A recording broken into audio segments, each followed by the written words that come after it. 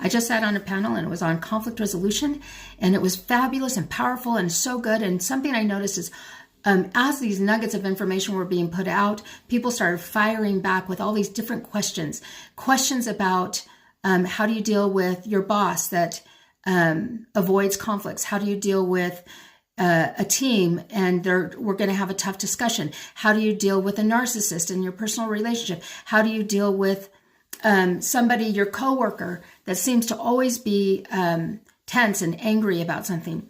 How do you deal? How do you deal? How do you deal with this situation, that situation? And here's something that I noticed. When you're looking for resolution and solutions to resolution and solutions to all of these things that are happening, first you need to determine, and they're going to fall into 3 different kinds of buckets. You need to determine the kind of setting that you're asking about. So is the setting, is it personal? Like you're trying to deal with a personal interaction, whether it's your spouse, your kids, a one-on-one with your boss, a peer you don't get along with. Is it a team structure that you're trying to figure out, how do we work together as a team? Is it a corporate structure where it's an overarching philosophy, overarching big picture view, and we're trying to get all teams to work together? We're trying to get your boardroom executives to work with your teams. Those are all 3 different settings that require 3 different types of approaches.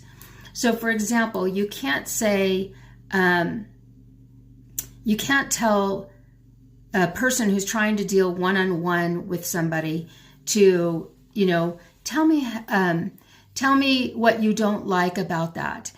If you're looking for a team structure where you shared a bunch of ideas and you're trying to get input, in team structures, you can talk longer. You can propose different ideas. You can open up the floor to come up with varied ideas. When you're in a one-on-one situation, it's not really that way. You can still use the same skill set, but you're not having the same conversation.